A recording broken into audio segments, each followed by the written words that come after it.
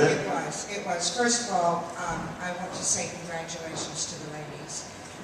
It was a beautiful story. And in my work, in order to entice actors and to find the right actors, you've got to have a really good story. And you have a really good story. And that's wonderful. Because then it becomes much easier for a casting director to go and say, this is the role, and oh, how meaty it is, because you can actually grow. The character arc is so well defined in all of the characters. I was sitting with my friend Connie, and he said, wait, we don't want this to be over yet. We just, I think that's what all of us are, right? We want more. Yes. And I think that's the arc of a good story. So in using that story, the actors that you chose were just excellent. And another thing, when you do have a very good story, I think all of us as an audience wants to really believe that these actors are real, organic, we know them, and this is what I felt. So congratulations. It really was.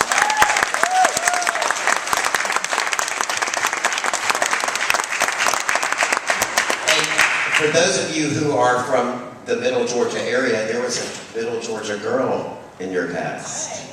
Could you tell us who she was? You know Bobby Eats? Bobby Eats, who was on Bold and Beautiful Forever and All My Children, is a very dear friend of mine. And yes, she's from about 30 minutes outside of Macon, I think. That's what I was going to say. Yeah, so she's a local girl, and I still listen to that little twang in her voice. Something very soothing about it. You'll have to tell her you were in Macon. I will. At this festival. Absolutely. We've actually tried to reach out and bring her here before and have been unsuccessful. So now we went by her and got you. Now she'll have to come. It's a result. Yes. Tell her, put her on her bus and send her back home to us. Buy her a plane ticket. Well, I have a question for you, if you don't mind me jumping on in. You mentioned that this is a creative experiment, and I tend to think like with many experiments, we're testing to sort of see, what the outcome will be. What did you think that you were testing and sort of hoping to experience from this experiment? I'm really, Paul Barber, who is a great writer, who plays the bookie in this, actually. I like the story, I like the script. When I saw it, it was set out with a very specific purpose to tell this story, because at the time that I created this, I wasn't sure if I was going to continue Venice for various reasons. So I thought, I don't want to pull that away from people who've invested so much in that particular series. And so that's why there are similarities to it, but also we wanted to shake it up and make it a little different. The experiment was about analytics and how long people were going to sit on the site, how long they were going to watch the show, if they were going to watch it in its entirety, if they were going to watch it for 10 minutes on their office lunch break, and then come back later, pause it, come back later, watch another 20 minutes, and how many times they were going to watch it, and where it was going to be viewed. That was the experiment, because we were told in the very beginning of 2009, people didn't want to sit beyond 6 minutes of content on the web. And what we got back was it's too short. So, and then we extended our Venice episodes to be more like 20 minutes on average, which seems to work for people. And with this, I just wanted to see, to see what people would do if they would be invested in it, if it would be something that they would go back and watch again. And it's so far so good. I mean, it's been surprising how many views we've gotten in the last 6 weeks. 88,000 plus views is pretty extraordinary to me. When you were developing your content, like your story, did you consider those analytics when you were thinking about like, okay, 10 minutes in, we're going to make sure that there's a dramatic moment? Well, I think a good script is a good script. I don't think it matters. Yes, you want a structured script that has things that happen at a certain time. However, we weren't thinking about demographics necessarily. We weren't thinking, I have to have a bunch of young people on screen in order to get people to watch. But yeah, of course you want something to happen.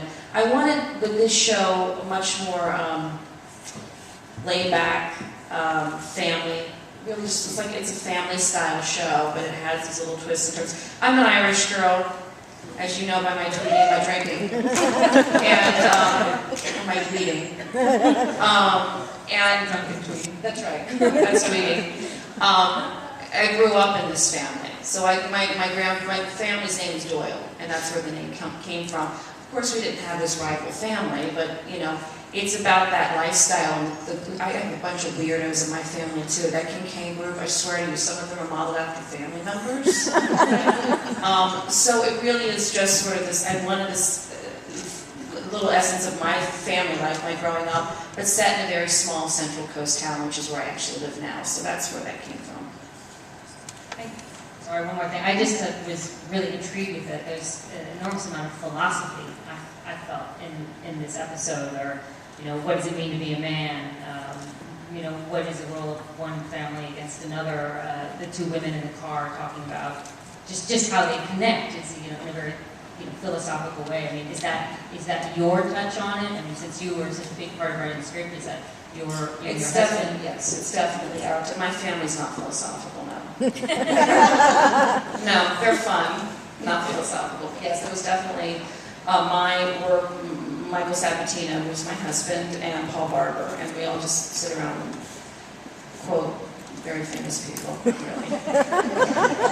But sometimes in daytime, you know, there's a tendency to like sort of the scripts can be oversimplified, and you don't get to ask the deeper questions. And I really was impressed that you kind of really went there and you allowed these characters to have very, you know, intelligent,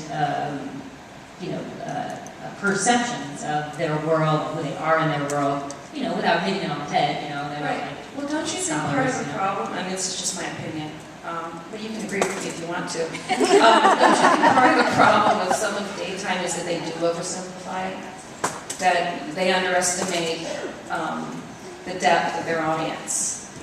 You're smart, you get it, you know, and we're just putting other words to it, and I like that about the script. I agree, and I think there's a tendency to, when you go to